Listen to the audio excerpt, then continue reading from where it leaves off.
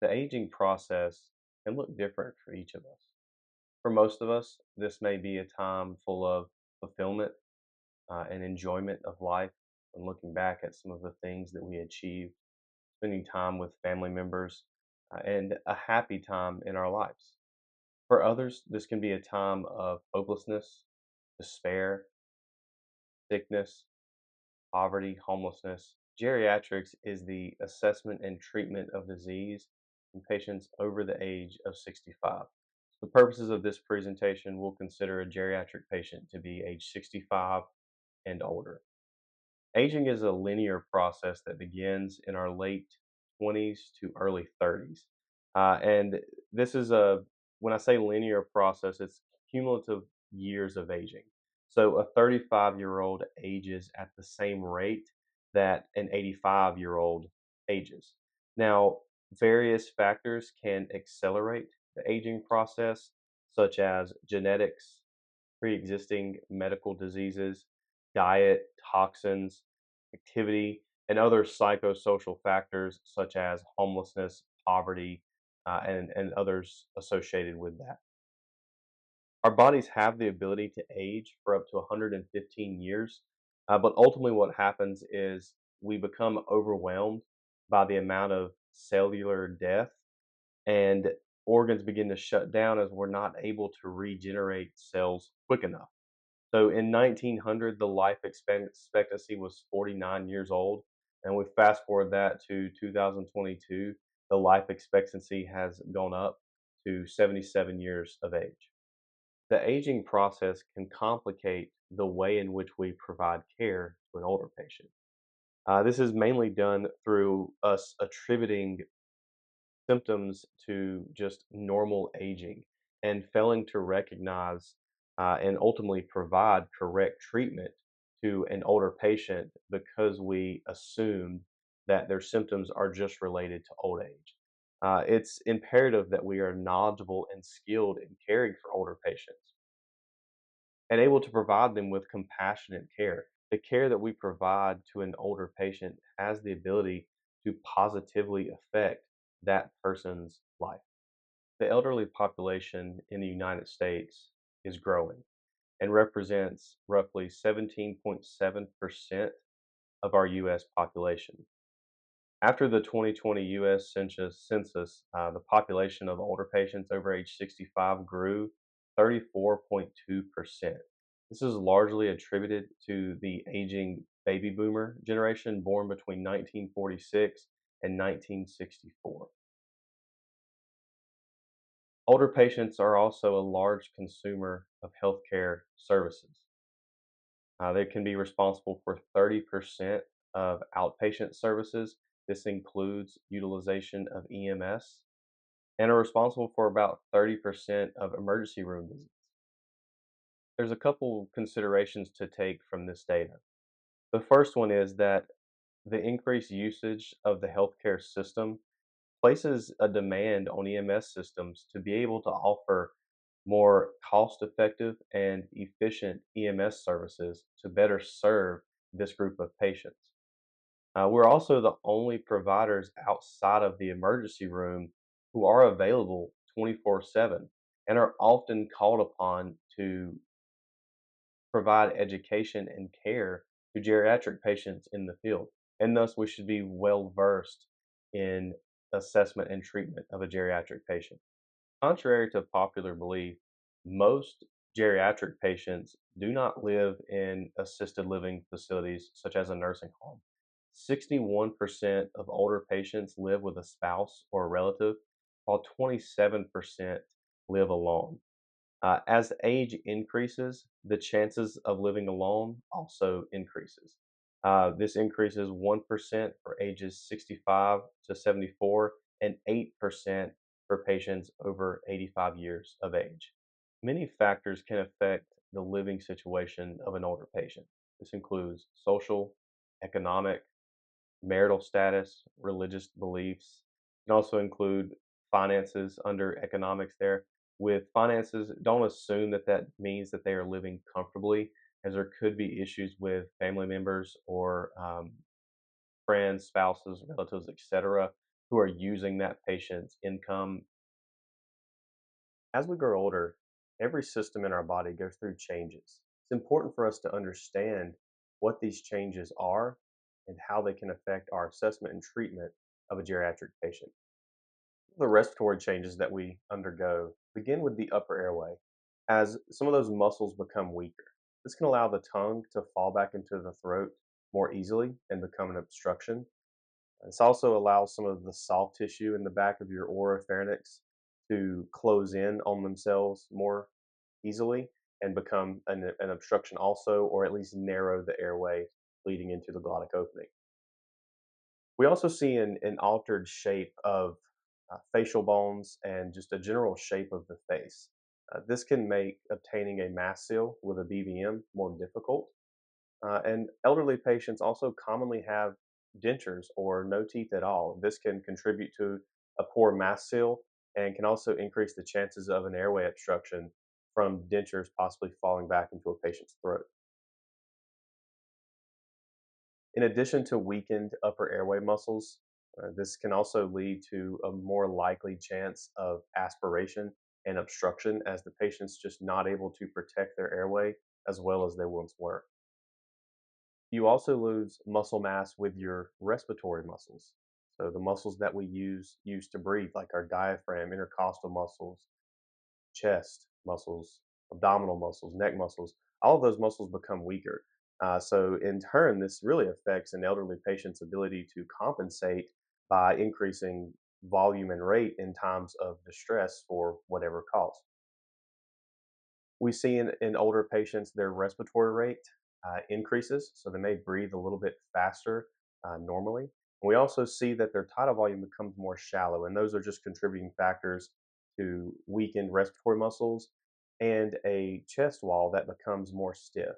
As we age, we start to lose some of that coastal cartilage that allows flexibility within our chest wall, within our thoracic cavity or thoracic cage, I should say. And that becomes stiff, and that just makes deep respirations more difficult. All of those can contribute to an elderly patient's decreased ability to respond or compensate in times of distress. Moving into the lower airway. As we age, the smooth muscle lining our bronchioles also weakens, and this can do a couple different things. It can prevent us from being able to compensate effectively for causes of respiratory distress, and it can also lead to inward collapse of the bronchioles, which can narrow the airway and produce lung sounds such as wheezing as those bronchial smooth muscles collapse on themselves due to being weaker. Elderly patients also lose some of their defense mechanisms. So we previously discussed how aspiration is more likely in an older patient. They also lose some of the cilia cells in their lungs, so the ability to move mucus up and out of the airway is decreased.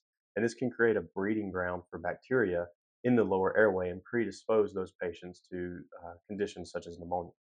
There's also decreased chemoreceptor and nerve impulse sensitivity. So signals coming from the phrenic nerve to the diaphragm just aren't conducted as quickly, or the body doesn't respond as quickly as it used to due to aging. That can affect your ability to compensate. And there's also a loss of sensitivity to certain chemoreceptors such as PaO2 and carbon dioxide within the blood. The body's not able to respond as efficiently as we age to those types of acute changes. A decline in cardiac function is largely attributed to an increase in coronary artery disease and atherosclerosis as we grow older. About 60% of patients over the age of 65 are affected by this. The continued buildup of calcium and cholesterol within vessel walls as we age increases the chances that an older patient experiences some sort of acute cardiac event like an MI or an aneurysm. The heart loses its efficiency and ability to elevate cardiac output in times of increased demand.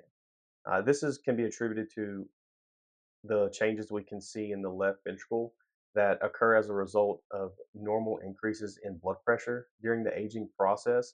This means the left ventricle becomes thicker and loses some of its elasticity as we age. The left ventricle now, in turn, has to work harder to pump blood throughout the body and meet the body's demands.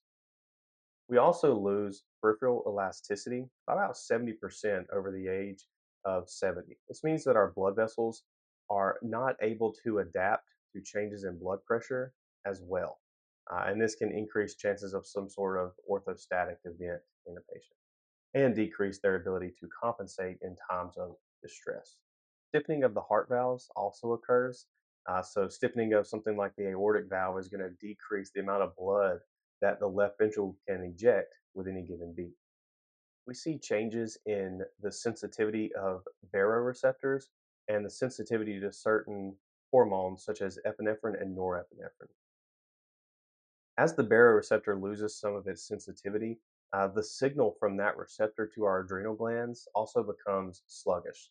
So, in turn, what we see is a decreased response to epinephrine and norepinephrine that leads to an elderly patient's decreased ability to compensate for low perfusion states. There's also an increased likelihood of heart arrhythmias due to the heart's electrical conduction system becoming fibrotic with age. We see that the number of pacemaker cells as we age decreases by as much as 90% at age 75. This makes it more difficult to compensate by changing our heart rate in times of distress and also makes AFib and other aberrant conduction abnormalities more likely. Brain shrinking is a normal occurrence with age. Our brain loses about 10 to 20% of its weight by age 80. We also see a loss of neurons at about 5 to 50% throughout this process. And it should be noted that brain shrinkage does not mean that older patients have a decreased mental capacity, as the brain has a really large reserve capacity and mental abilities can remain intact well throughout one's life. A complication of brain shrinkage is that this creates a void between the brain and the dura mater and predisposes this patient to bleeding within the skull. This can also mean that symptoms take longer to appear as bleeding takes up the increased space first before we start to see neurological deficits in our patients. Decreased cerebral blood flow, largely a result of atherosclerosis, leads to a slower metabolic rate. This can present as changes on a neurological exam and cause an elderly patient to respond slower and have decreased reflexes. A decrease in reflexes by an older patient can lead to an inability to protect themselves in times of distress. As brain function declines, other systems are also infected. The ability to regulate respirations, heart rate, blood pressure, the sensations of hunger and thirst are all affected. In addition to this, changes in temperature regulation can prevent an older person from perceiving extremes in temperature, hot or cold, and responding appropriately. Our senses decline as we age. Hearing loss is 4 times more common than vision loss, and both of those are very prevalent in the older population. Other senses that are affected include a decrease in taste, tactile sensation, and a decrease in sense of body position. This can lead to an unsteady gait and an increased risk of injury from falls. The changes we see in the digestive system begin with the mastification process, as our ability to chew and swallow food is decreased. We also have decreased salivation, which reduces the initial release of digestive enzymes. The esophageal sphincter muscle also weakens with age. This can lead to increased heartburn and damage to the esophagus. This can also cause an older patient to have a decreased appetite and suffer from malnutrition. As a part of the aging process, digestive system diseases such as diverticulitis are also increased. Decreased gastric motility slows digestion and can lead to flatulence, constipation, and a bowel impaction. An older patient may have to forcefully strain to use the restroom and thus suffer from a syncopal episode secondary to a vagal stimulation. The muscles of your rectal sphincter also weaken with age, and this can contribute to incontinence. Liver function also declines from 2 main mechanisms: decreased hepatic blood flow and a decrease in production of liver enzymes. This can prevent the liver from being able to break down water soluble drugs into soluble compounds that the body can excrete. The kidneys undergo a reduction in mass throughout the aging process. This leads to a decrease in the amount of filtrate that is produced as a result of a decreased filtration surface. This decreases on average about 50% from age 20 to age 90. The kidneys become less prepared to respond to stress, fluid changes, electrolytes, and acid base balance. If we look at sodium, the kidneys are slower to respond to sodium concentrations in the blood. And as a result, we can lose excessive sodium before our kidneys begin to reabsorb it. This can lead to severe dehydration that is compounded by a decreased sense of thirst. Older patients' kidneys are also prone to overhydration and hyperkalemia. This can be caused by providers if we expose an older patient to excessive amounts of normal saline and overload the kidneys. Geriatric patients are prone to a number of different endocrine diseases. Diabetes is the most common, with Mija et al. Reporting that 26.8% of older patients over the age of 65 have diabetes in the United States. As we age, the metabolism of carbs becomes more difficult as the rates of insulin and glucagon production gradually decrease throughout the aging process. The function of the immune system also declines with age. This predisposes an older patient to complications from an infection and secondary complications from other diseases. Changes to the skin are the most noticeable sign of aging. As we get older, our skin becomes drier, thinner, less elastic, and more fragile. This can increase susceptibility to trauma and infection. The changes to an older patient's skin can allow more bleeding to occur before blood clotting. Pressure ulcers can develop when sitting on bony parts as a result of thinner skin and less adipose tissue. In addition, there's not as much blood flow to the skin in an older patient, and this inhibits the ability of the body to regenerate new cells and heal itself. Wrinkling of an older patient's skin can also inhibit an accurate skin turgor assessment. And an older patient's ability to sweat is also diminished, which impairs their ability to regulate heat. The musculoskeletal system atrophies with age. We also see a decrease in neurons and ligaments and tendons losing elasticity. Fat replaces the loss of muscle mass, and this can inhibit the body's distribution of certain drugs. Fat soluble drugs lead to greater distribution throughout the body, a lower concentration in the blood, but remain in the body for a longer period of time as a result of increased fat and decreased muscle in older patients. Some older patients may experience a stooped posture and a loss of height as a result of compression of spinal bones in the spinal column. This can create difficulty with airway maneuvers and spinal immobilization in older patients. You can see kyphosis very clearly in the image on your screen. Osteoporosis is a generalized loss of bone mass. This can occur in up to 1/3 of postmenopausal women and can predispose them to hip fractures and vertebral collapse. Cognition refers to perceiving, remembering, and thinking. And as we age, the speed at which we learn or recall words slows, but our wisdom and judgment continues to improve throughout life.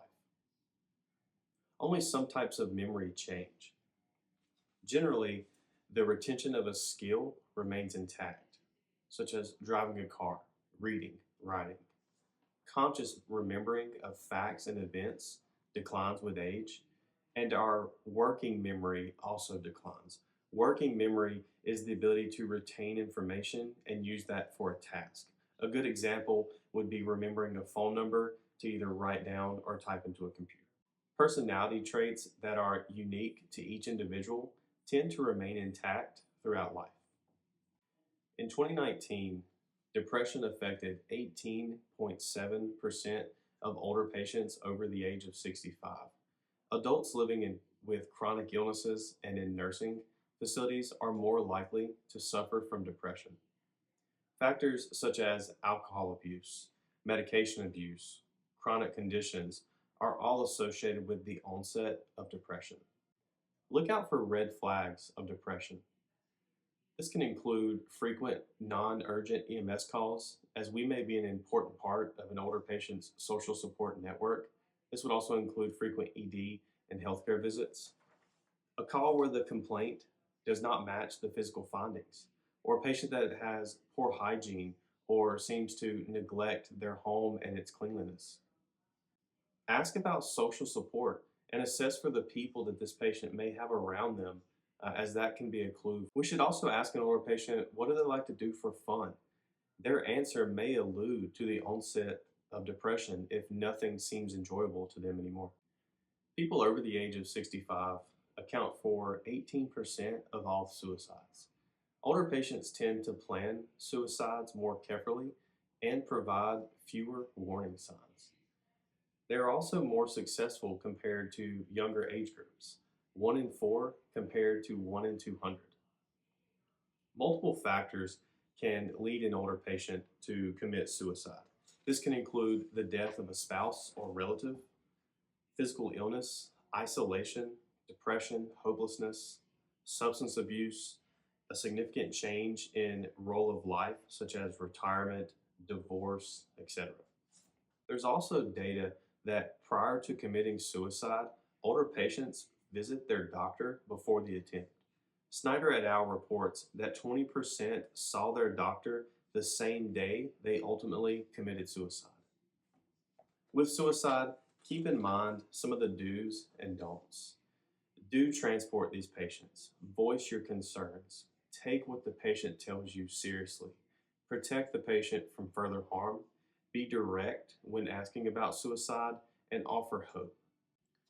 Don't be judgmental. Do not let the attempt cloud your clinical judgment. In other words, treat the physical injury first. Never leave a suicidal patient alone, and you are not sworn to secrecy. And if a patient tells you that they want to harm or kill themselves, then you should say something.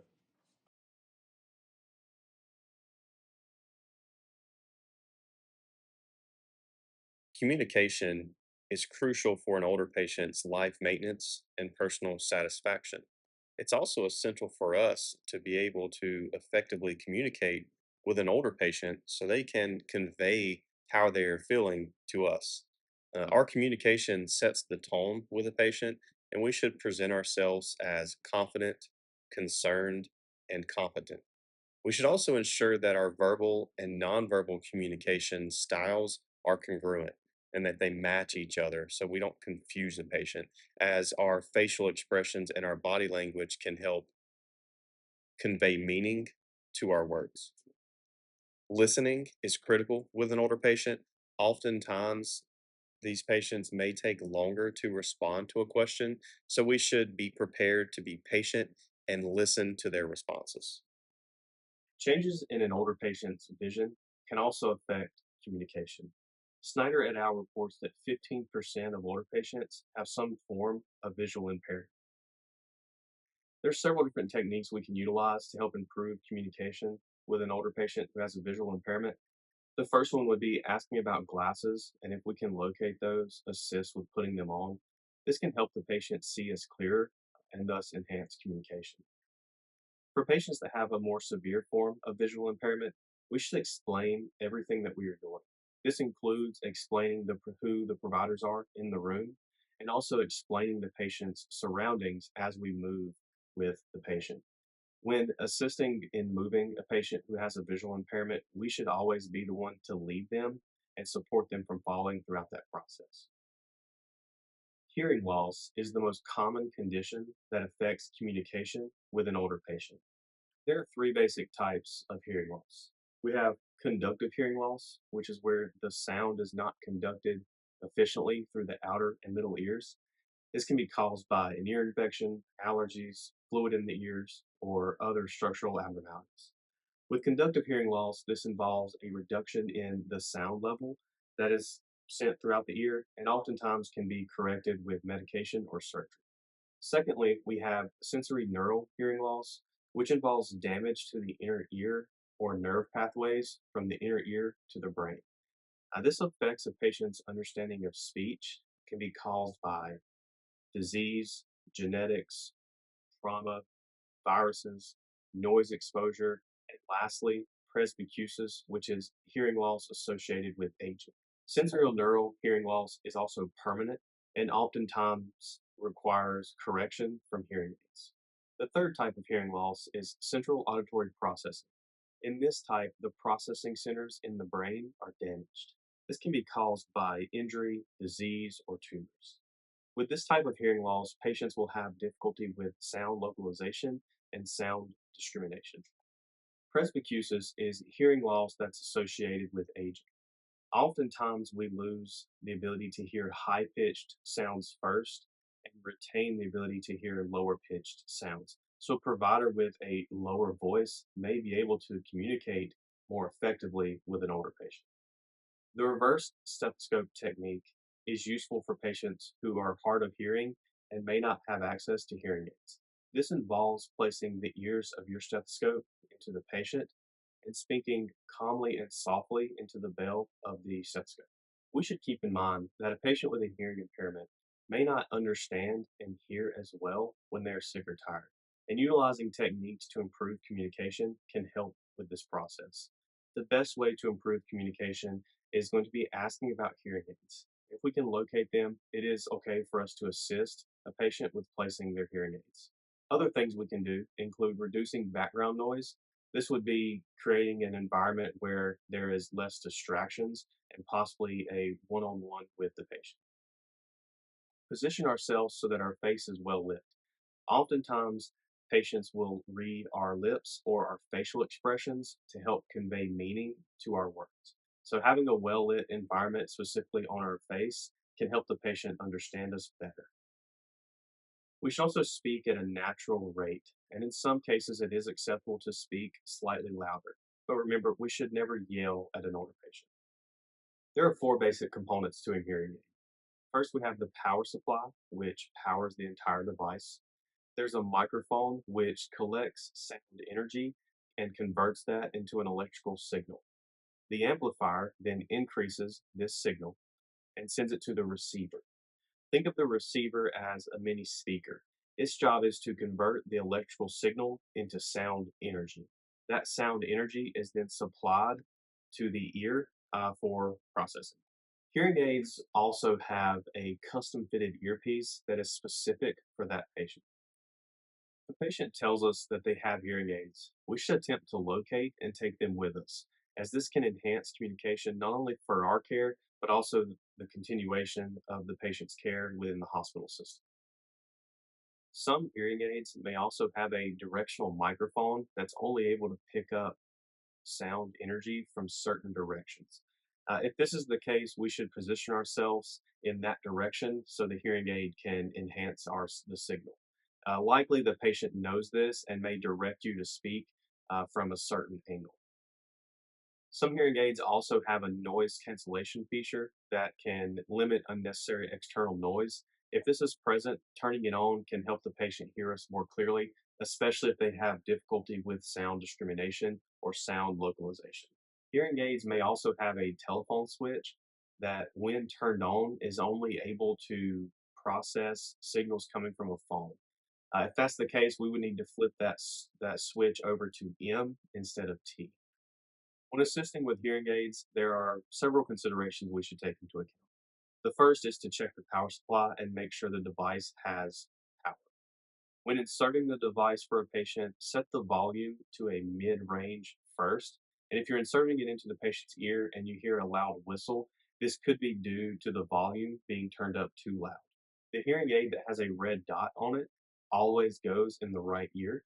Follow the natural shape of the patient's ear during the process, as these hearing aids are custom fitted to each ear and should go in relatively easy. Things we should never do with a patient's hearing aid. Attempt to clean wax out of the mold, as this increases the chances of damaging it.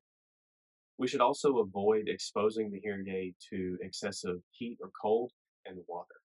Lastly, never take the hearing aid apart to try to troubleshoot it. The most common cause speech impairment in older patients is a history of stroke. Also, keep in mind that older patients are more likely to use dentures to help them eat and speak. Without dentures, the older patient's words may sound slurred and mumbled.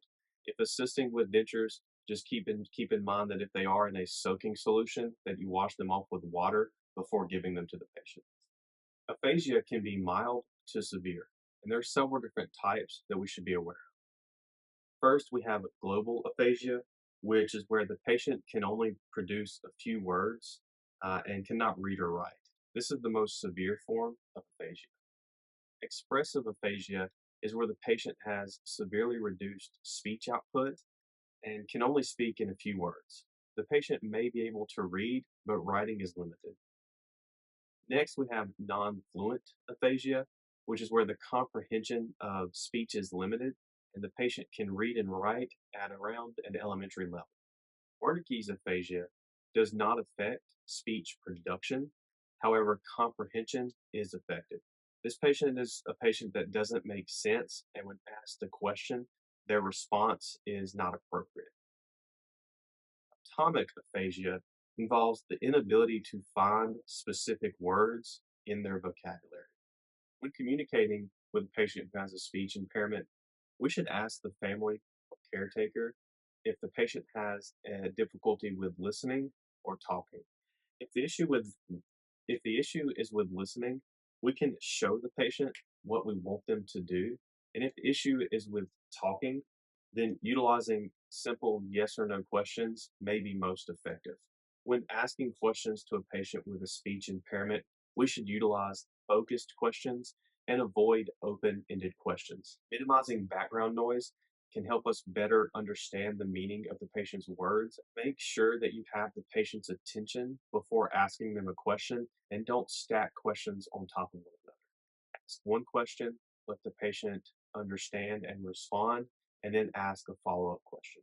Accept all communication attempts by an older patient who has difficulty with speech. Oftentimes, if the patient feels rushed, their speech can get worse. So, being patient and being willing to accept any type of communication can help improve their speech. Keep your communication simple but adult like.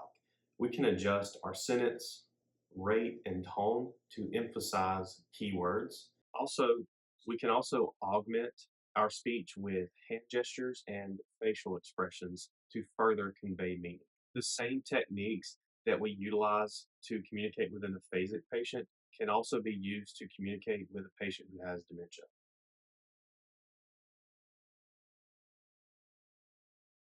The approach to the assessment of an older patient requires a holistic approach. What I mean by this is we must consider external and internal factors that influence that patient's health, such as aging and social network. There are no textbook presentations with older patients. A 43-year-old smoker with chest pain is likely experiencing a cardiac event. However, an 85-year-old patient with chest pain could be experiencing a variety of diseases that it could include a cardiac event, blood clotting abnormalities, or an aneurysm. When approaching the assessment of an older patient, it is crucial to determine the patient's baseline and compare that to our current findings. The geriatric 5 M's can help us make that determination and keep in mind some key considerations throughout the assessment. We start with mind. This involves determining if the patient's cognition is normal or impaired. Mobility is how steady is the patient's gait and balance. How well can the patient stand up and walk? Medications, we should get an accurate medication list, including non prescribed medications. How is the patient able to store those medications? Are they able to take them appropriately? Our goal here is to assess and ultimately reduce polypharmacy overdose. Multi-complexity. This alludes to assessing other factors that can influence an older patient's health, like their living conditions, how well are they able to manage various health conditions, are they able to bathe themselves, etc. Try to understand what brings this older patient joy and what their priorities are. This includes their priorities for healthcare, as these can be different when compared to a younger patient. The GEMS diamond was designed to assist providers with assessing and treating older patients. G is for geriatric and really just challenges us to recall the changes of aging and understand that because our patient is older, they present atypically. E stands for environmental assessment. This can provide clues about the patient's condition or cause of their illness. We can look at the condition of the home, its cleanliness and upkeep. Look for certain hazards, such as a hole in the ceiling or the floor, gas heaters indoors, a power strip that's overloaded. Other safety concerns are applicable here also.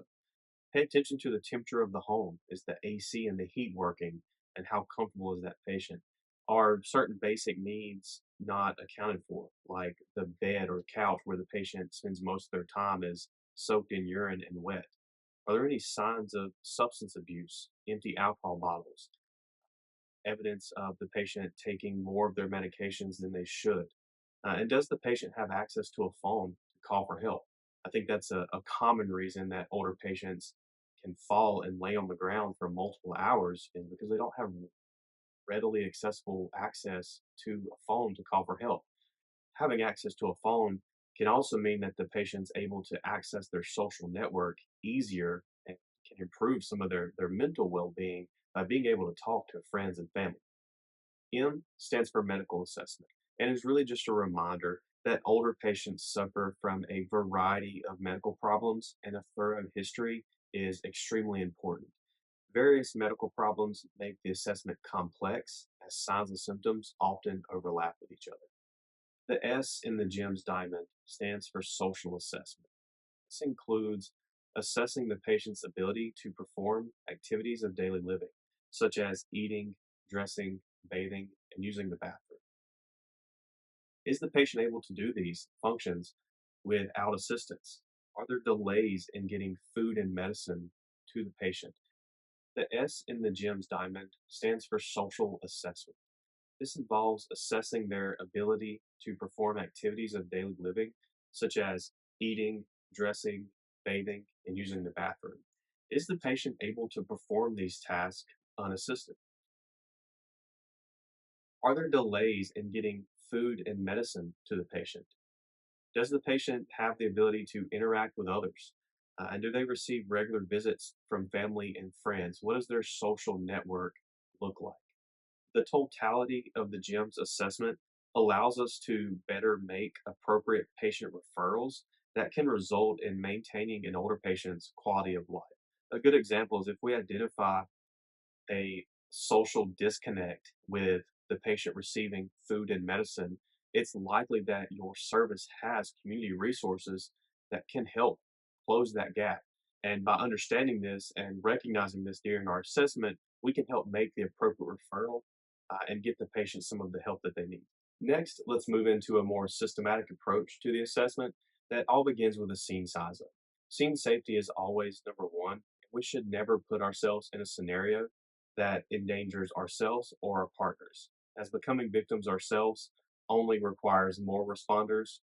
Our environmental assessment begins with scene safety, as we're looking for some of these hazards before we enter a patient's home. Also, keep in mind that additional resources may be needed to gain entry. The patient may not be able to make it to the door. Living facilities may have an after hours number that you need to call to be let in, or a lockbox outside the building somewhere that the fire department has the code to, and maybe EMS doesn't have that code. There can be disconnects in who has access to that information. We may need to call dispatch to get the code if for some reason it's not already located in our dispatch notes. Another consideration with a scene size up is choosing the appropriate PPE. This can involve us being delayed at the door of a living facility to don our PPE. We may have to wait on a nurse or another provider to come and open the door so we can gain entry into the facility. Our main priority in an initial assessment of an older patient does not change compared to younger patients. We should identify and treat underlying life threats before performing any other type of assessment, such as a social assessment. At the end of our primary assessment, we should make a priority decision. This helps determine where and by what modality we take a patient to the hospital, whether emergency, non emergency, by air, or by ground. Our initial assessment begins with a general impression. We can pay attention to things such as: is the patient talking, moving? Are they breathing? Are they bleeding extensively? Are their clothes wet with something? And other factors may include, as we approach, are they lying in a hospital bed that could help indicate chronic illness? Are they on home oxygen? This can indicate a history of pulmonary disease. Is there an ashtray beside the patient that can indicate the use of tobacco? Gather as much scene specific information as you can on your approach to a patient during the general impression. After a general impression, our initial contact with a patient is to determine their mental status. We should work to determine a baseline mental status, as this is going to be essential as we move throughout the call. Make sure to talk to the patient first and then the caregiver to determine a baseline, as if the caregiver is able to confirm the patient's mental status, this adds reliability to your assessment. Never assume that confusion is normal. This will be a grave mistake for any patient, especially an older patient, as confusion and altered mental status can be caused by numerous different causes and is not just a normal change of aging. Should also work to determine if the cause of the altered mental status is acute or chronic. Caregivers can be crucial in establishing the onset of an altered mental status. We can use tools such as APU and Alert and Oriented times 4 to help make this decision. ANO times 4 refers to alert and oriented to person, place, time, and event. Many older patients may not know the date. So instead of asking the date, ask the patient, what time of day is it? Is it morning, noon, or night? And this is acceptable to help assess orientation. Oftentimes, our ABC assessment is being performed congruently with a mental status assessment. With multiple providers on scene, the lead provider can delegate certain tasks, and that may include one provider speaking with a caregiver to determine this patient's baseline while the lead provider continues to move throughout the primary assessment. Some considerations with an airway of an older patient. Dentures can either help or hinder the assessment. If using a BVM, dentures can help obtain a better mask seal. If intubating, remove the dentures as it's too risky to leave them in place because we could possibly fracture the teeth with inappropriate form and cause aspiration or swallowing of fragments of the dentures. The ability of an older patient to protect their airway can diminish with age or disease. A patient who's on a liquid diet is a good indicator that they are at a higher risk of aspiration due to the inability to protect their airway. And part of our airway assessment is determining patency and protection and how to proceed forward. Airway positioning can also be difficult in an older patient due to cervical spine changes.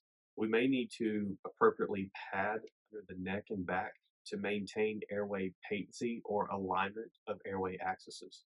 This also provides patient comfort. Some considerations with a breathing assessment. Chest rise may be more difficult to appreciate due to a stiffer chest wall. We may need to expose the chest to adequately assess tidal volume and respiratory rate. We can use a stethoscope to better hear and assess the movement of air throughout a patient's lungs. And keep in mind that a more involved breathing assessment is needed in a geriatric patient. When moving into a circulatory assessment, the aging heart is less responsive to stimulation of the nerves to be able to adjust the rate and strength of heart contraction. This can correlate to a weaker pulse than normal. So check both sides of the patient's pulse to confirm that the weakness is due to a weaker heart and not decreased blood flow to one extremity. Be aware that certain medications can affect the patient's heart rate and how the patient responds, compensates in distress. An example would be a dehydrated patient with a normal heart rate because a beta blocker keeps the heart rate lower. Capillary refill may also be more difficult to assess due to skin changes with aging. Use other areas such as the lips. Assessing the volume status of an older patient is also slightly different, and we may have to utilize other clues to dehydration, such as sunken eye, a history of poor urine output, a low blood pressure, or dry mucous membranes. At this point, we've likely determined whether the cause is from an injury, an illness, or both. Keep in mind that with older patients, the chances of a medical condition being the cause of an injury are greater. We should obtain as much information from the scene with the time that we have, and this is largely dependent on the patient priority that we determined in our primary assessment. When doing this assessment, we should also do an environmental assessment looking for signs of elder abuse. As we work to determine the mechanism of injury, there are a couple considerations to keep in mind. One is that falls are not simple trauma for older patients. We should assess if weakness, dizziness, or palpitations precipitated the fall. Older patients may also just say that they tripped to avoid being labeled as frail because they understand that if they are labeled as frail or prone to falls, it could mean losing some of the independence that they have left in their lives. Older patients are also at a higher risk of a motor vehicle accident due to aging, in addition to delays in the diagnosis of severe injuries. So be suspicious of single vehicle accidents and ask the patient what the last thing they remember is. This can help us appreciate if there was a loss of consciousness before the accident. The rule of symmetry is just a reminder for us to compare both sides of the body to each other. Older patients can sustain a spinal injury from a lower mechanism of injury when compared to younger patients. Padding is important as the changes that occur with aging make immobilizing an older patient's spine more difficult. We should start by patting the head and neck of our patients and be prepared to modify our immobilization to prevent motion and provide comfort. Be sure to pad bony prominences such as mid back, sternum, shoulders, sacrum, and the back of their head. Older patients' skin can become damaged quickly if left laying on a hard surface. Once we're able to clear the patient of any obvious cervical or spinal injury, we should remove them from the backboard. This is something that is likely local protocol dependent, so follow your medical director's direction on transporting older patients on a backboard. Obtaining a history on an older patient can be difficult for several reasons. They may not report significant symptoms due to fear of being labeled old or a diagnosis or treatment jeopardizing their independence. We should also not allow ourselves to fall into the misconception that aches and pains are a normal process with aging. Older patients are also more likely to report multiple chief complaints. If this occurs, we can begin by asking targeted questions towards the most life threatening symptom or complaint. If we need to ask standard screening questions for each body system, that can help us gain traction and get further into our investigation or assessment. Take a really good look at a patient's medications as the medications that they're taking, how they're taking them, the frequency, all of those factors can influence that patient's health and possibly give us clues to their current condition that the patient may not otherwise be able to tell us. Older patients are predisposed to hypothermia, so we should take steps to keep them warm during our secondary assessment and cover them after treatments. Assessing vital signs. Understand some of the normal changes with aging and how certain diseases can affect a patient's vital signs. Blood pressures tend to be higher in older patients, and a normal adult blood pressure could actually be hypotensive for an older patient. Listening to lung sounds can give us crucial information that can help us better treat a patient in our secondary assessment, whether we're going to treat the patient down a congestive heart failure protocol or a difficulty breathing from asthma, COPD, etc. protocol. Reassess older patients often because their condition can change quickly. On your screen, you can see some of the common complaints that older patients present with. We should work to identify other associated causes, such as tachycardia, pedal edema, a nocturnal cough, or a productive cough. Really trying to differentiate between COPD and CHF, as both of those conditions are treated differently in the field.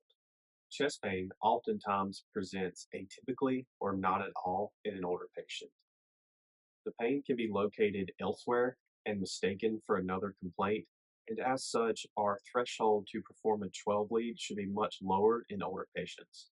We should also expose the chest, looking for scars, pacemakers, does the patient have an LVAD, medication patches that can indicate cardiovascular disease. Other symptoms associated with chest pain that should be a red flag for providers is if the patient reports tearing chest pain and significant blood pressure changes in both arms, as this could be an indication of an aortic aneurysm. Our approach to an abdominal pain assessment is the same as any patient. We should assess and palpate each quadrant, trying to identify organ specific symptoms. Dizziness and vertigo is also a common complaint in an older patient, and should they report this complaint, we should do a couple things. We should make sure to get accurate vital signs to rule out any major life threatening causes of dizziness, assess orthostatic hypotension, and also perform a stroke assessment. With fever, we should assess the origin, duration, and any history of recent travel for that patient. Keep in mind that the heart rate may not be elevated, and a change in mental status may be our only clue or other associated finding. Ask about immunizations such as flu or pneumonia. Determine the presence of any other diseases that increase the chances of an infection, such as diabetes or renal failure. And we should also perform a head to toe exam, really looking to identify a source of infection, such as cellulitis, a pressure ulcer, or MRSA. A complaint of generalized pain can be very difficult to localize. A good history assessment can improve this. Allow the patient to explain their pain in their own words. Older people oftentimes live with pain, however, their expression of it is often muted as they are hesitant to complain about it. Believe the patient's complaint of pain, show empathy and interest in their problem, and manage their pain accordingly. A patient with a complaint of nausea, vomiting, or diarrhea. We should work to determine if the cause is acute or chronic. If it's acute, ask about any diet changes or medication changes and even recent travel. If the patient's in a care facility, ask the caregiver if any other residents have the same symptoms, as that can indicate some sort of outbreak of a GI disease like norovirus or C. diff. If it's chronic nausea, vomiting, and diarrhea, ask about a change in pattern. Is there anything that precipitated these new symptoms or an aggravation of the chronic symptoms? Look for signs of a GI bleeding, such as bright red blood in stool or vomit, coffee ground emesis, and tar like stools.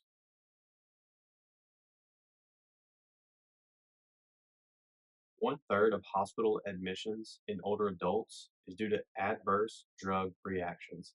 A study done of 812 patients found that two-thirds of patients admitted to the hospital had at least one potential drug interaction in their medical history on initial presentation to the ED. There are multiple different reasons that make older patients more susceptible to drug interactions. Changes in pharmacokinetics. Pharmacokinetics is the study of the body's absorption, distribution, metabolism, and elimination of medications. Pharmacokinetics are affected by age related changes that can change how the body is able to use and eliminate a medication. Changes to absorption can affect how medication is delivered to the body. Decreases in surface area of the intestines can delay absorption, along with increased GI acidity and decreased emptying of the system. Lean body mass and body water decrease by 20% as we age. This can lead to higher drug concentrations of water soluble drugs. Body fat can also increase by about 40% during the aging process.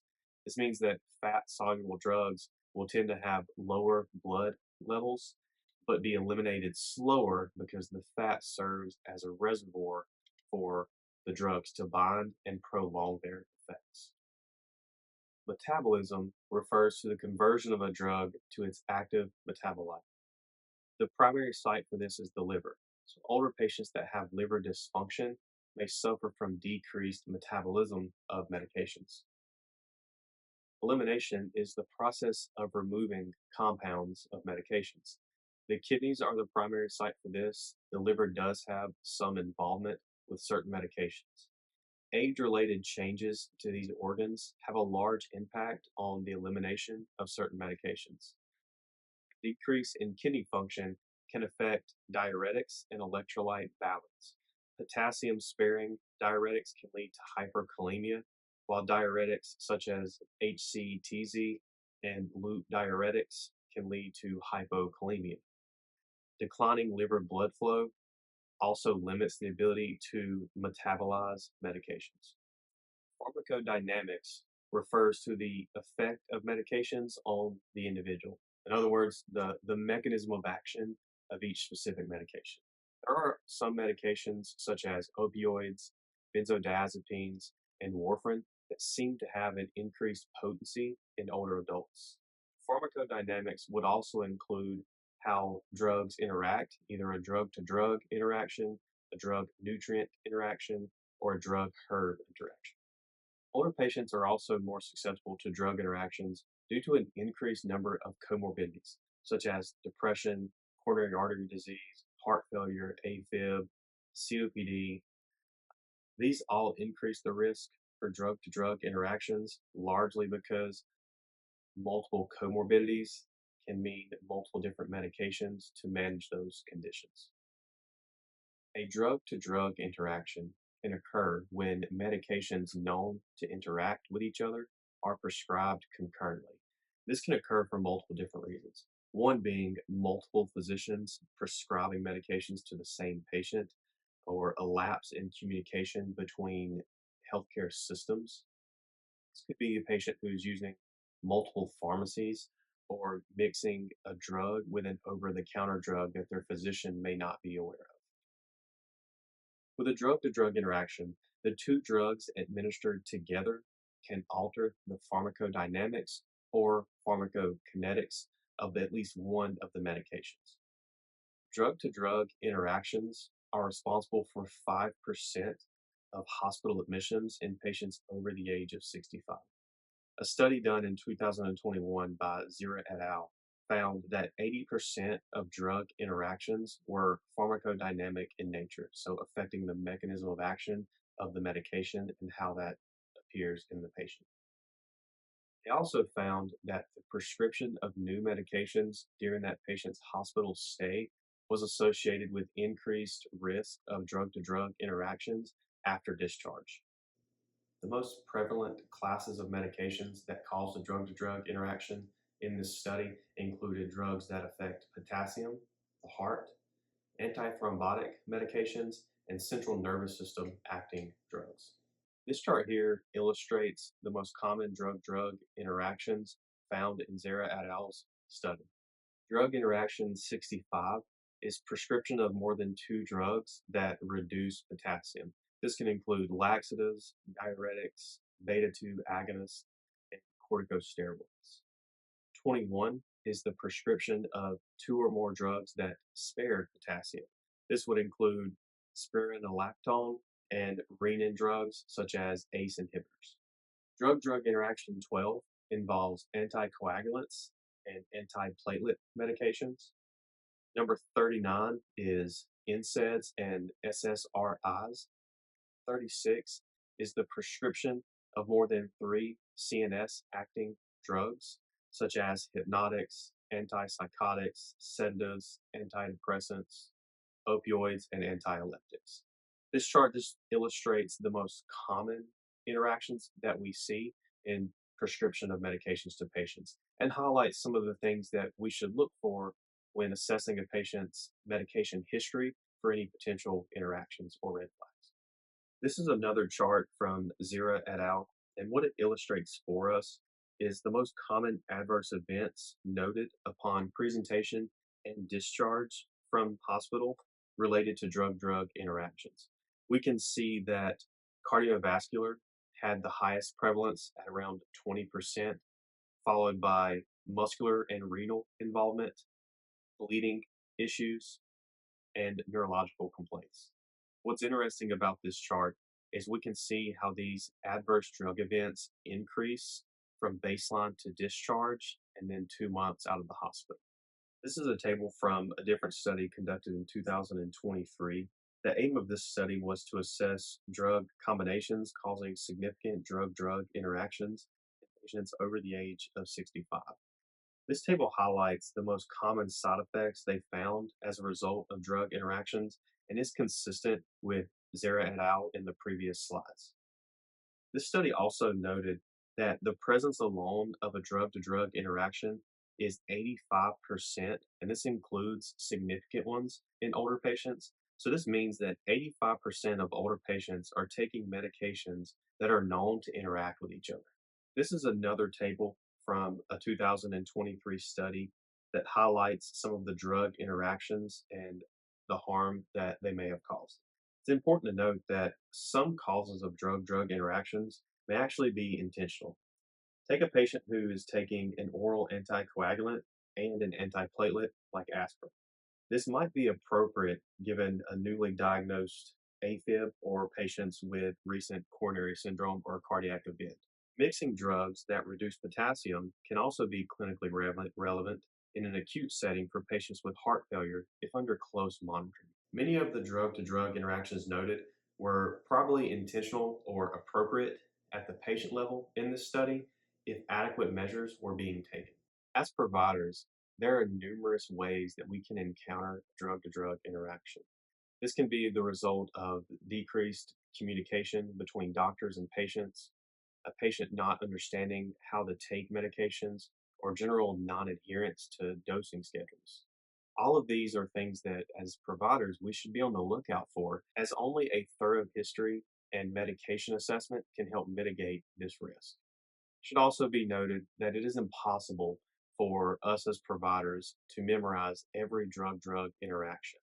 Using third party sources on scene can help look up medication interactions if we suspect it. Many of the clinically relevant drug nutrient interactions are related to the absorption process. Grapefruit juice is known to interfere with absorption through the intestinal wall, which can lead to higher blood levels of drugs, such as calcium channel blockers, diazepam, and certain statins like lovastatin.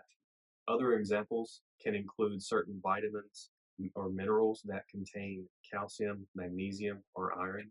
These can affect how antibiotics are absorbed, or nutritional supplements delivered through a feeding tube can interact with drug absorption also. Vitamin K can present as a drug to nutrient interaction with a blood thinner such as warfarin. Too little vitamin K can cause an increased anticoagulant effect, whereas too much vitamin K, we see a lessened anticoagulant effect is noted. Vitamin K is also what you can find in certain blood clotting products that are available for trauma. A drug disease interaction occurs when a medication can worsen an existing disease. An example of this would be NSAIDs interfering with kidney control over a patient's blood pressure. The largest concern with this type of interaction is medications that are going to impair cognitive function and mobility. This is also going to include medications that increase the risk of fall, as that's a modifiable risk factor for older patients. So, drugs such as antidysrhythmics, diuretics, antidepressants, narcotics, and benzodiazepines are most strongly associated with an increased risk of falling. The occurrence of reported drug herb interactions appears to be rare. Regardless, providers should still assess an older patient's use of certain herbs looking for drug interactions. Echinacea is an immune stimulant that can be safe for short term usage.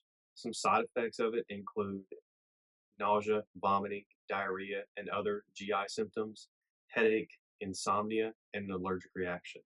This may slow down the body's ability to break down caffeine. So, when combined with some medications such as diltiazem, this can increase that drug's effect. It can also slow the metabolism of other medications. Ephedra has bronchodilator properties, can also interact with medications that cause a prolonged QT interval, such as amiodarone and certain MAOIs. Ginkgo is a memory enhancer that's contraindicated in patients using anticoagulants and NSAIDs. This combination inhibits platelet function and can increase the chance of bleeding problems. St. John's wort is the most notable drug herb interaction as it's associated with increased serotonin levels for patients taking SSRIs like sertraline. So it is contraindicated in those patients as it can lead to serotonin syndrome. When assessing for drug interactions, we should begin by gathering a thorough medication history. This includes medication names, dosages, prescribing doctor, and other information that we can find on a medication, such as the expiration date. Ask about any side effects the patient may be experiencing as a result of their medications. Assess if they're able to physically open and take their own medications. Can they manage these medications themselves, or is someone else doing it? And if so, is that person doing a good job at it? Ask about the number of pharmacies the patient uses. Have they stopped or added any new medications recently? Do they use any other drugs, such as alcohol or street drugs like cocaine, marijuana, etc.? Are they using other family members' medications to self treat themselves without a prescription? Another consideration is, are they using the right drug at the right time? Take a patient with COPD who has two types of inhalers. They have an inhaled corticosteroid inhaler and also a beta 2 agonist. But instead of using the beta 2 agonist for exacerbation, they use the corticosteroid inhaler.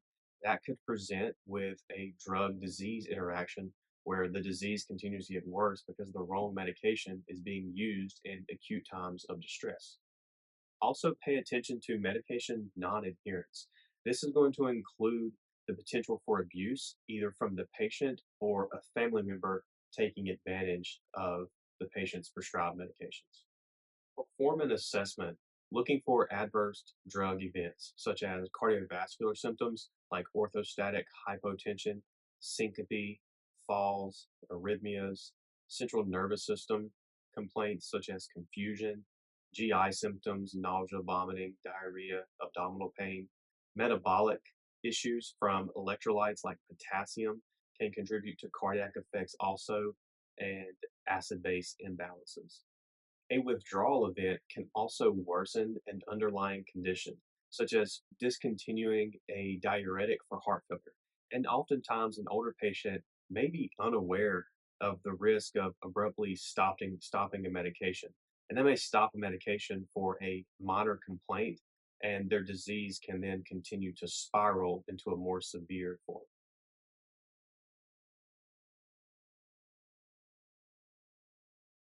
Falls are the most common cause of a traumatic brain injury in patients over the age of 65 at 46%.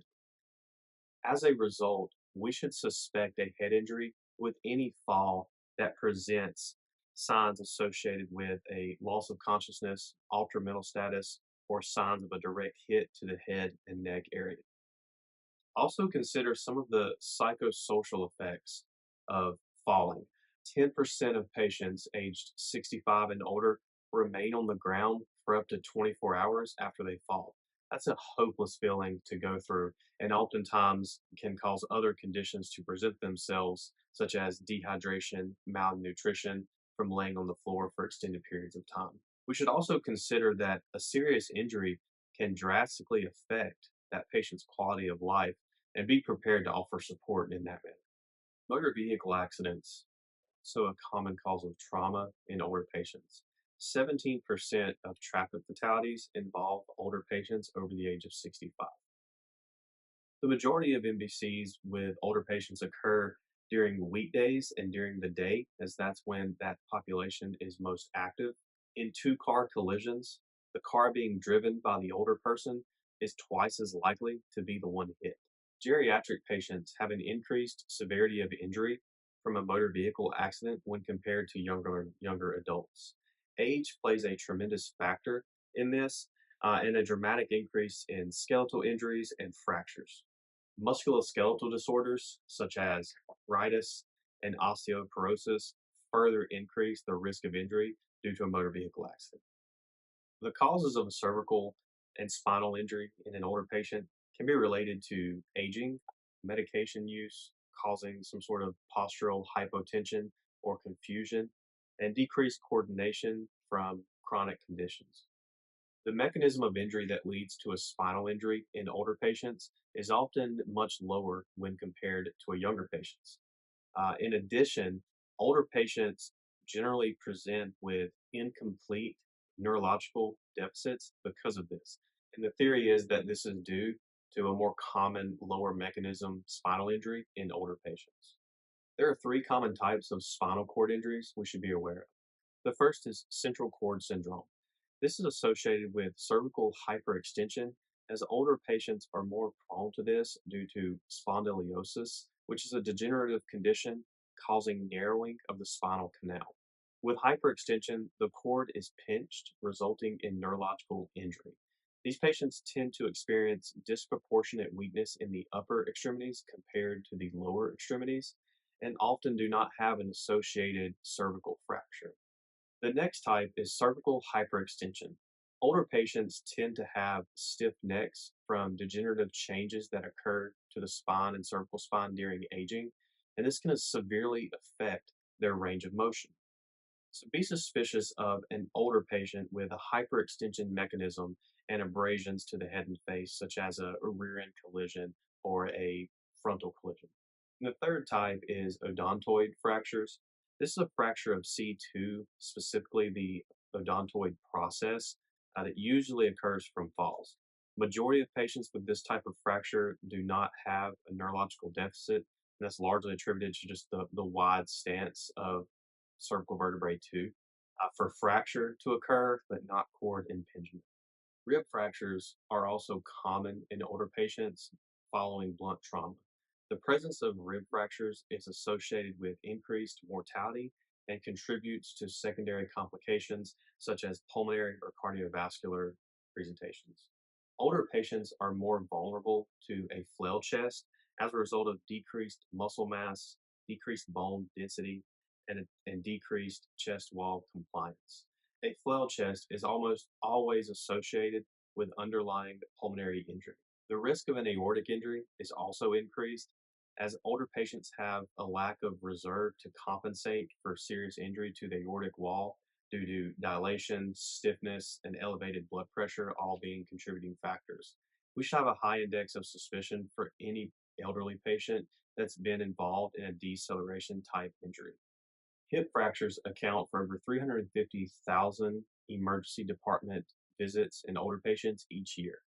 They can primarily occur in women who suffer from osteopenia and osteoporosis. Due to osteoporosis, low energy twisting motions can lead to lower extremity fractures in older patients as the bones lose their mass and density.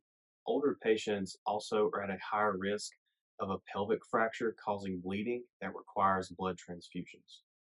Fracture of the head, neck, or proximal portion of the femur secondary to a mechanical fall is the most common cause of extremity injuries in older patients. Even with treatment, the recovery after a hip fracture is very difficult for older patients, physically and emotionally. 18 to 33% of patients die within the first year following their injury. So we can appreciate how an older patient knows this information and knows how detrimental a hip fracture is for their health. With lower extremity fractures, this could also be caused by stepping on the brake pedal too forcefully to avoid an accident, causing a fracture of an ankle. Upper extremity fractures are rarely life threatening, but can greatly reduce that patient's independence. We can see upper extremity fractures occur secondary to a fall as a patient tries to reach their arm and hand out to catch themselves, leading to injuries to the shoulder, arm, and wrist. The management of any trauma patient begins with appropriate triage. We often under triage older patients. With older patients, less mechanism has the potential to equal a more significant trauma. Snyder et al. Reports that in 2010, a study found that patients over the age of 80 transported to an acute care hospital had a 50% mortality compared to 8% when those patients were taken to a trauma center. The takeaway point from this data is that age alone does not make the decision to go to a trauma facility, but we should have a lower threshold for transporting patients over 65 to a trauma facility. as there's more potential for underlying unseen injuries in this patient population. Use deliberate airway management. Older patients have decreased airway reflexes that increase the risk of aspiration. Compound this with trauma, and that risk goes up even more. So be deliberate with your actions and manage the airway effectively. Also, keep in mind that managing an older patient's airway can be more difficult, secondary to some of the changes that occur with aging, such as kyphosis and limited mouth opening. And depending on your local protocol, this may require you to lower some of your induction medications to prevent hypotension in an older patient. Snyder et al. Reports that hypotension in a patient over the age of 65 is set at a systolic blood pressure of 110 millimeters of mercury. Follow your local protocols for shock management, fluid replacement, and blood products. Protect against hypothermia. This is no different for an older patient. It's just much more important as older patients are less able to protect themselves from hypothermia. As soon as an injury occurs and bleeding occurs either externally or internally, the body begins to lose heat. We must make this a priority in our care. Be prepared to get creative with spinal immobilization and use paddings and pillows and blankets to help achieve a comfortable position for the patient. In 2020, 10.8% of geriatric patients had COPD. COPD causes changes to all the airway structures, including the alveoli. The mucus glands become larger, increasing mucus production and coughing. Smooth airways narrow due to smooth muscle hypertrophy, leading to airway resistance. We see alveolar tissue that is destroyed, leading to chronic inflammation and less surface area for gas exchange. So, in older patients, be on the lookout for symptoms of a COPD exacerbation, such as progressive dyspnea, use of accessory muscles, prolonged expiration, wheezing and rhonchi, or pursed lips.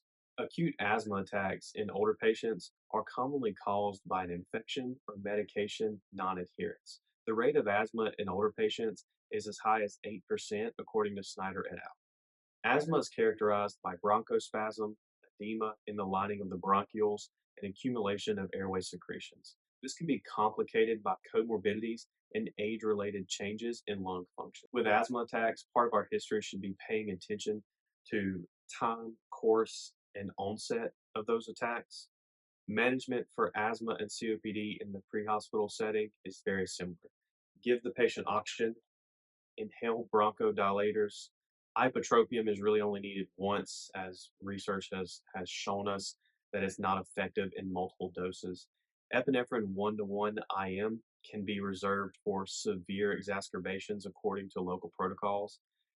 Administer steroids to help decrease inflammation, and utilize non-invasive positive pressure ventilations in the form of CPAP. This has been shown to prevent intubation. When using CPAP, you should ensure that your patient is conscious and cooperative. We all know that CPAP can be difficult for a patient to accept, and it may take some coaching. We should also make sure that our patient is not hypotensive. Snyder et al. Reports that the patient's blood pressure needs to be above 90 systolic. Other local protocols may increase that number to 100 systolic or even 110 systolic.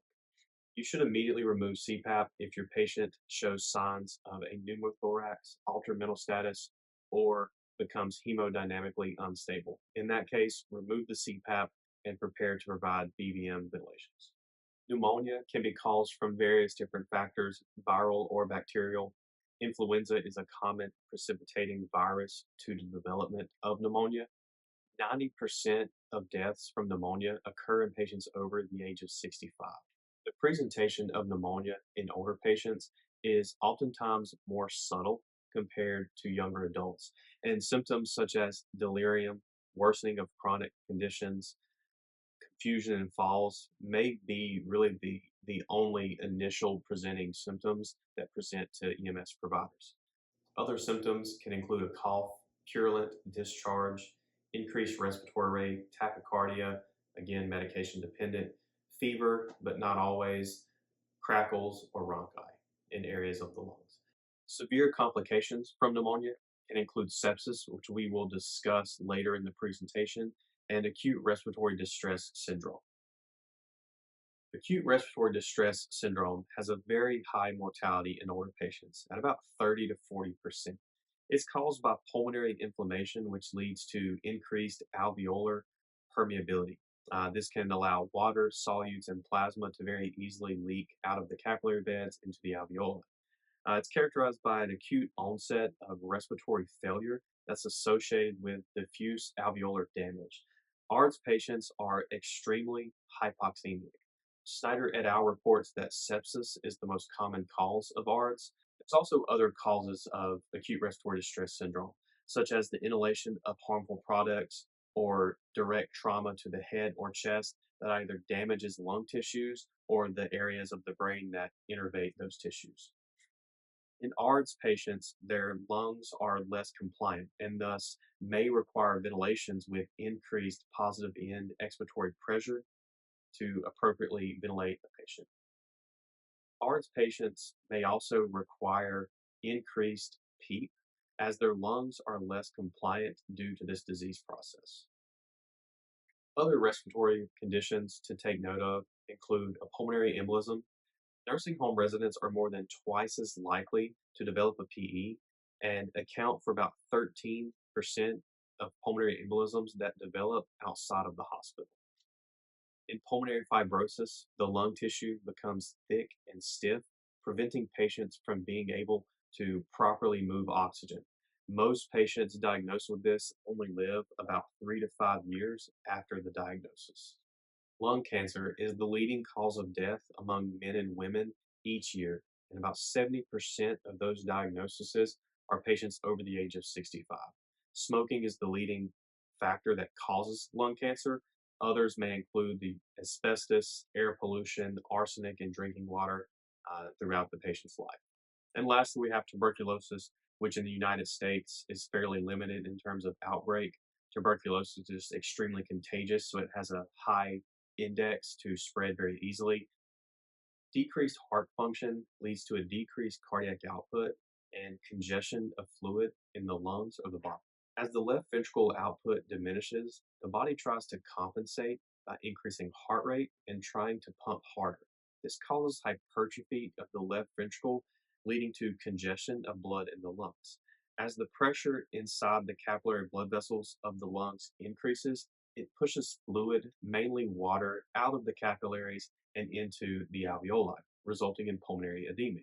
The most common complaint of pulmonary edema is shortness of breath.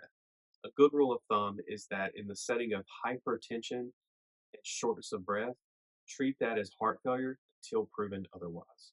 A thorough lung sound assessment is crucial in these patients to differentiate different causes of shortness of breath from either heart failure, pulmonary edema related, or another cause of respiratory distress such as asthma, COPD, anaphylaxis, pulmonary embolism, pneumonia, etc.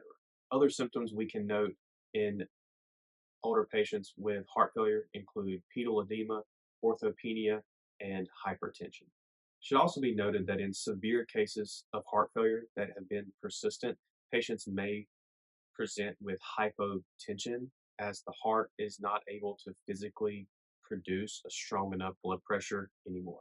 Pre-hospital management for a patient with pulmonary edema is aimed at reducing cardiac workload, possibly with nitroglycerin according to your protocols, and increasing oxygenation. The best way to do this in a patient suffering pulmonary edema is the use of CPAP.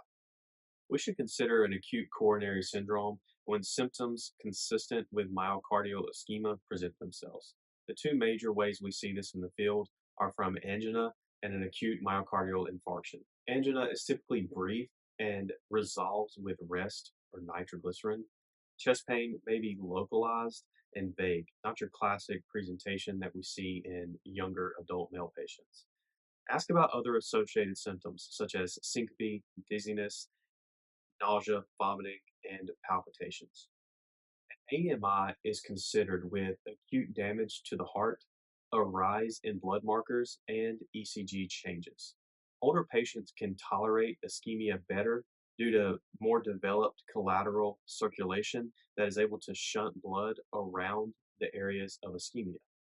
The pain a patient's feeling in an acute MI signifies tissue death. About 30 minutes after blood flow has been cut off, heart muscle cells begin to die. What's known as silent ischemia is known to exist at a higher rate in the older population. Between 5 to 10% of patients suffer a silent MI and present atypically without the usual symptoms of acute myocardial infarction, such as chest pain. The management of both these conditions is similar. We should be prepared to manage airway, breathing, and circulation and respond acutely if this patient decompensates. Should obtain an ECG and look for changes that indicate a myocardial infarction. We should also administer aspirin and nitro according to local protocols.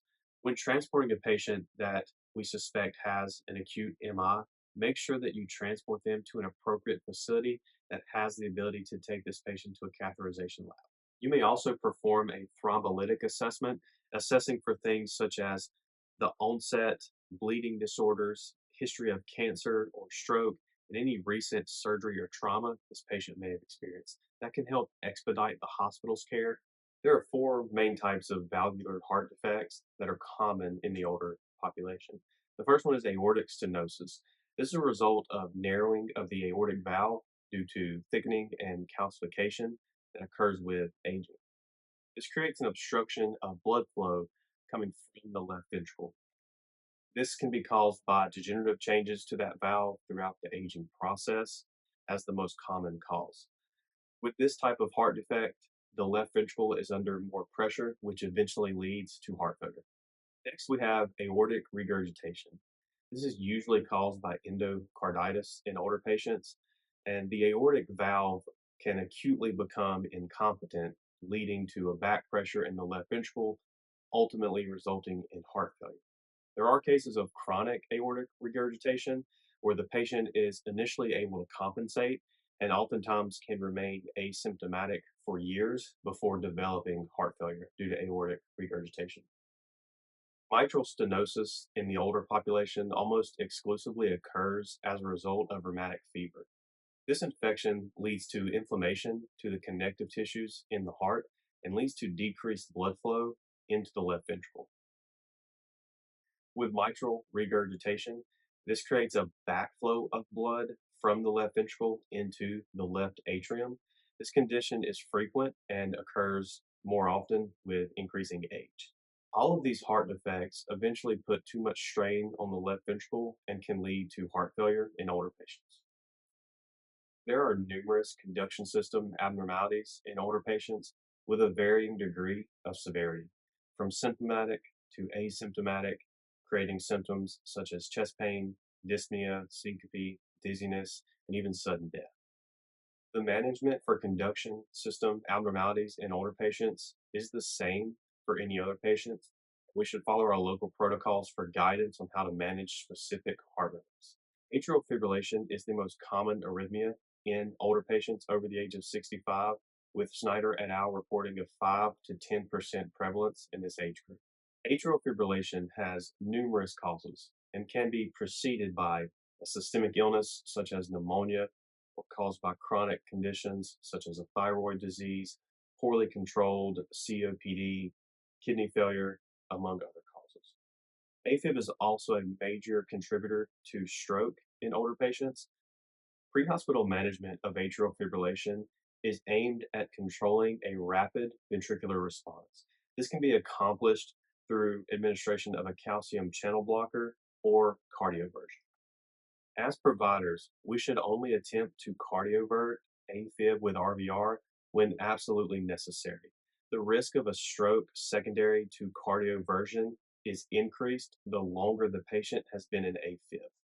Many older patients also have pacemakers and defibrillators, and if this device stops working, the patient can experience symptoms such as syncope and not be able to function and possibly be altered mental status with decreased cardiac output.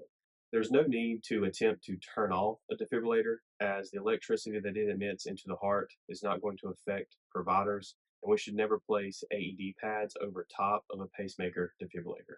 Follow your local protocols again with management of these specific devices in an emergency situation. A hypertensive emergency is characterized by a systolic blood pressure greater than 180 millimeters of mercury that is associated with other symptoms, such as a severe headache, ringing in the ears, nausea, vomiting, nosebleed, and altered mental status. Untreated high blood pressure is a contributing factor to a stroke or an aortic dissection. An aortic dissection tends to come on full force and all at once and is often described as a burning, tearing type of pain. You may also note a difference in blood pressures between each arm. In the pre-hospital environment, aggressive lowering of the blood pressure is generally not recommended, as it can end up doing more harm than good. Lowering the blood pressure too quickly can result in decreased perfusion to the brain, leading to ischemia or infarction. Oftentimes, an elevated blood pressure in an emergency situation is a compensatory mechanism by the heart to perfuse the brain. So, in most scenarios, lowering the blood pressure in the pre hospital environment is not recommended. In older patients, syncope can have a wide variety of causes, from cardiovascular to neurological causes, sensitivity to medications such as antihypertensives. Older patients are also more sensitive to dehydration.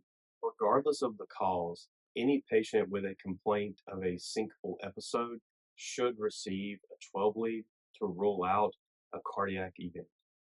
Cardiac arrest is the number one killer of people in the United States. And as you know, the patients that we're able to get a pulse back on, the road to recovery is extremely difficult. And a very small percentage of people are able to walk out of the hospital with a good neurological outcome. For us as providers, cardiac arrest in older patients really presents a moral dilemma. We're faced with our duty as professionals to provide care with the resuscitation of an older patient who likely has a very poor prognosis. We should never withhold resuscitative efforts due to concerns of effectiveness. Age is not a determining factor for CPR effectiveness and should not be used as an independent factor of survival. The management of a cardiac arrest in an older patient is the same as any other age group, and you should follow your local protocols for specific management of cardiac arrests regarding CPR. 80% of deaths that occur secondary to a stroke are in patients over the age of 65. Ischemic strokes are most common but associated with better survival, while a hemorrhagic stroke is associated with an increased mortality and less frequency. It only accounts for about 20 to 30% of strokes. Identifying the time of symptom onset in a stroke patient is crucial, as this may affect the patient's care once they arrive at the hospital. When performing a neurological exam for a stroke, use a stroke assessment tool like Los Angeles Pre-Hospital Stroke Screen, Cincinnati Stroke Scale, or another type of assessment tool that your agency may have created. This is going to help accurately identify the presence of a stroke and increase that patient's ability to receive appropriate care at the correct facility. Management goals for stroke in the pre-hospital environment include rapid recognition, early hospital notification, and rapid transport. As previously discussed, the management of hypertension, especially in a stroke, is controversial and currently not recommended. Be sure to follow your local protocols for any further guidance on this. An altered mental status is not a normal finding, and as providers, we must initially consider any and all potential causes. Deliriums is a mnemonic that can help us remember some of the potential causes of an altered mental status. It includes drugs and toxins, emotional or psychiatric causes, hypoxia or low oxygen, infection, retention of urine or stool, seizures, undernutrition or dehydration, metabolism issues such as thyroid problems, endocrine emergencies, or renal failure, and some sort of subdural hematoma or head bleed. Two-thirds of patients living in an assisted living facility have dementia.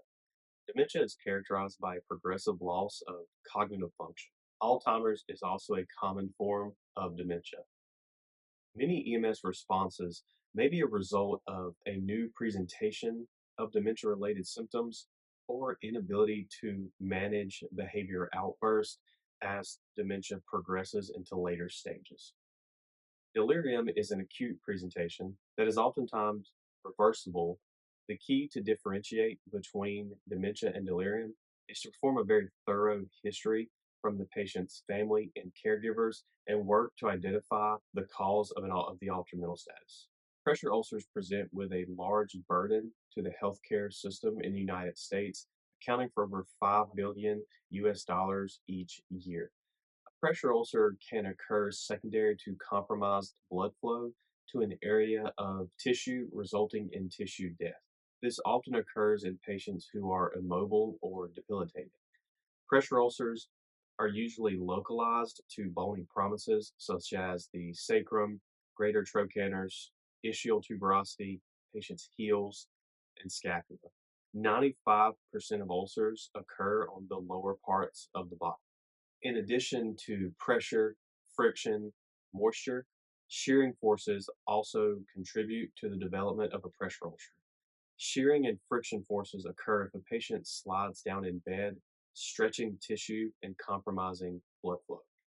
Generally, it takes about 2 hours for tissue damage to occur and is largely dependent on time, pressure, and the patient's health status. Additionally, muscle and fat are more susceptible. The damage may not be visible at the epidermis level until later. Complications from a pressure ulcer can include bleeding, cellulitis, sepsis, bone inflammation. If bacteremia is able to develop, mortality from a pressure ulcer increases to 55%. We can see the prevalence in the United States is very high, with hospitalized patients having a prevalence of 3.5% to 29%, long-term healthcare facilities at 26%, and in home healthcare seeing a 10% to 12.9% prevalence rate. Some EMS considerations for managing pressure ulcers: pad bony areas with blankets and pillows to prevent their development.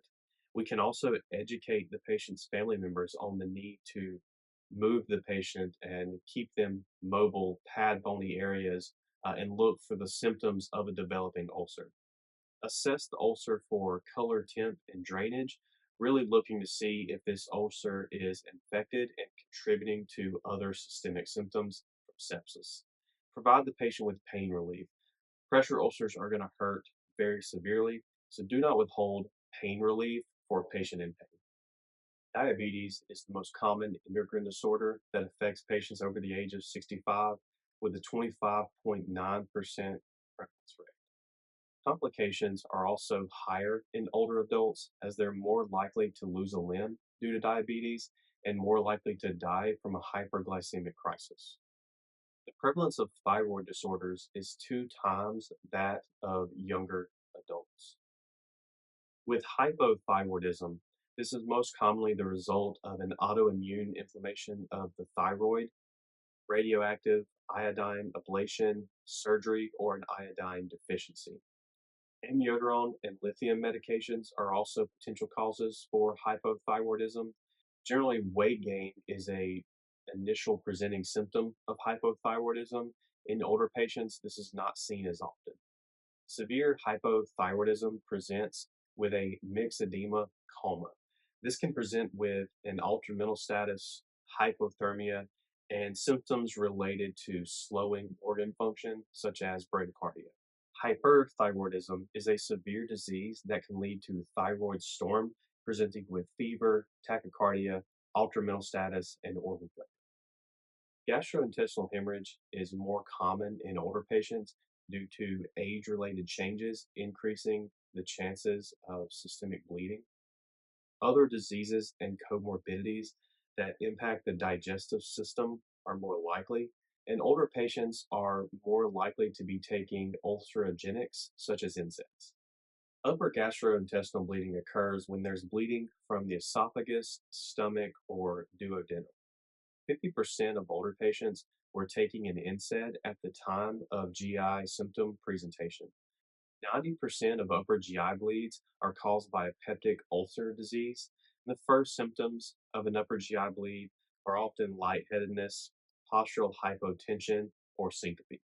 Hematemesis or melena can be noted. Other risk factors that can lead to an upper GI bleed include chronic alcohol use, which leads to cirrhosis of the liver, causing esophageal varices to develop as a source of serious bleeding. Lower GI bleeding is characterized by bleeding from the colon and rectum. Diverticular disease is a common cause of lower GI bleeding, and the risk of diverticulosis increases from 5% at age 40 to over 65% by age 85. Some patients with a lower GI bleed present asymptomatically, while others can present with bright red blood coming from the rectum. Inflammatory bowel disease is another common cause of GI bleeding. This includes chronic diseases and ulcerative colitis. We should begin our assessment for a patient with suspected GI bleeding by identifying any risk factors, such as a history of GI bleeds, colon cancer, constipation, diarrhea, or other signs of bleeding, such as hematemesis, melena, black tarry stools, etc. Determine the severity of the bleeding. Minor bleeding is small amounts of blood around stool or small amounts of blood found in the toilet. Significant bleeding is characterized by passing large amounts of red or maroon colored blood in association with signs and symptoms of tachycardia and hypotension. Managing a GI bleed is dependent on if it is an upper or lower GI bleed.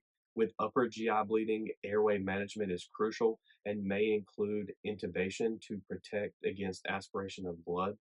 Treat hemorrhagic shock with IV fluids, whole blood, and in accordance with your agency's local protocols. Hypothermia is a reduction in core body temp below 95 degrees Fahrenheit. Older patients' response to hypothermia diminishes with age. A drop in body temperature results in muscle shivering. Older adults have about 30% less muscle mass compared to younger adults. There's also less catecholamine secretion and less insulation from skin and fat. Diabetic patients are also 6 times more likely to suffer from hypothermia. Because of these changes, hypothermia in an older patient can occur anywhere, including indoors. Mobility issues can prevent an older patient from seeking shelter. Dementia patients may not know how to make themselves warmer when they're cold. The management for hypothermia is the same for any age group. Avoid rough handling to prevent the development of a lethal arrhythmia, and the patient is not considered dead until they are. Older patients have an increased risk of developing hyperthermia from several different causes. One is self care problems. So, the increased incidences of being frail, reduced mobility, and mental illness can make self care in hot weather difficult. Living alone can cause symptoms to oftentimes go unnoticed as there's no one there to intervene. Physical challenges would include older patients not being able to sweat as well as younger patients, which contribute to the development of hyperthermia. Physical challenges can be attributed to the inability of older patients to sweat very well and prevent them from cooling their body efficiently. Chronic conditions can make the body more susceptible to heat illness. Medications, such as a beta blocker, reduce the body's ability to respond to heat stress. Amphetamines can also raise the patient's body temperature if there is drug abuse. Opioids and sedatives reduce awareness, so the patient may just not be aware that heat stroke is developing. Heat stroke is 12 to 23 times more common in patients over the age of 65. Preventing environmental emergencies can include providing access to shelters during hot and cold seasons, well-being checks for older patients who live in our communities or who are known to live alone, and educating the public on how to avoid these types of emergencies.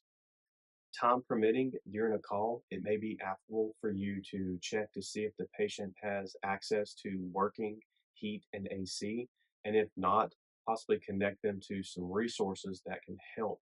Death from hypothermia and heat stroke is preventable, and EMS is in a good position to minimize these environmental emergencies.